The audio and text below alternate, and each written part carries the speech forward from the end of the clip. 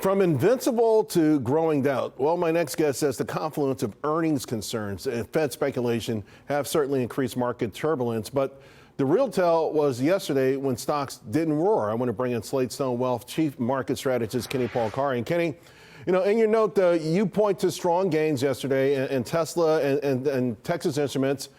They really didn't move the needle, right? It should have been a bigger overall move, and that in of itself is problematic, right?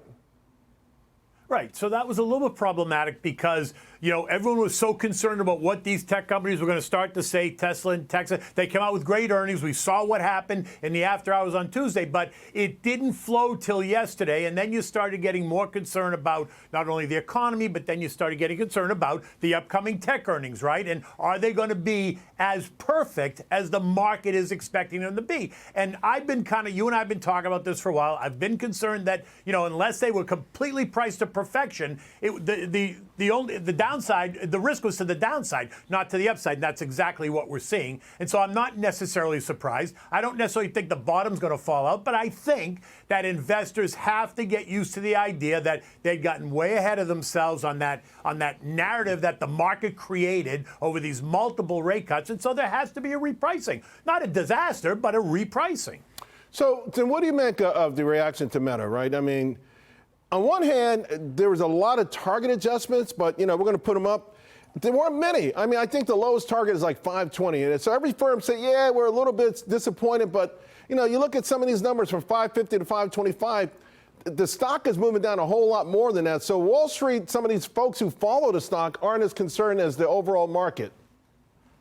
Yeah, and I think what you're seeing today is I think you're seeing very much an algorithmic reaction in the stock because I think it's overdone. I agree. I didn't necessarily think that news yesterday that Zuckerberg came out with, you know, the earnings and the forecast and the CapEx spending. I actually thought that was a positive, right? They're spending more money on AI. He wants to be the premier AI stock in the, in the world. My guess is he's probably pretty close chance of getting there, but he needs to spend the money to get there. So I actually was not nearly as disappointed in the way the stock is reacting today. And I think that's much more because the algorithms didn't hear exactly what they wanted. So the algorithms are unemotional and they just say, okay, sell, sell, sell, sell, sell. And you get this knock-on effect, right? Yeah. Natural buyers are not going to stand in the way and get run over. So they step back for a minute until it settles down. And then you'll see the buyers come back in. And I think the stock does well. Look, I've never owned it. I've never been kind of a Facebook person, but to say it what it is, I don't necessarily think that yesterday's news was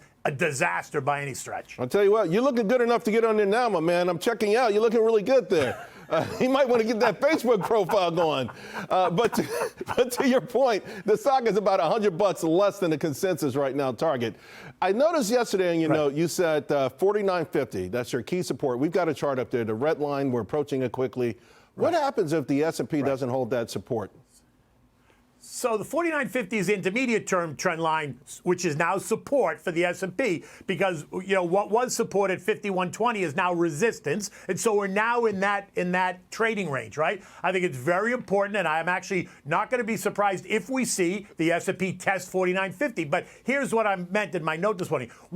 I do want to see it tested, but I want to see it hold as well, right? It's a key number for it to hold. It's got to come down there. It's got to test it. Buyers, the investors have to know that that's a place of real support. Now, if we don't, if it fails, right, to hold the 49.50, then what you're going to get is another round of technical selling by the algorithms because it will have broken that trend line. And all the algos are told is breaks the trend line, that's a technical fail, sell, sell, sell, sell, sell. And then you'll get a potential another push lower. And so investors know this. You know, smart people, traders in the market understand this. And so they're going to watch to see. So right now, you're asking me, am I buying or am I selling stocks? I'm not doing anything. I got a portfolio. I've got some cash on the side. I'm going to wait and see because I want to see what happens when we test that level. Does it hold or does it not? All right. Hey, great stuff, Kenny. Thanks a lot, my friend. Talk to you again real soon.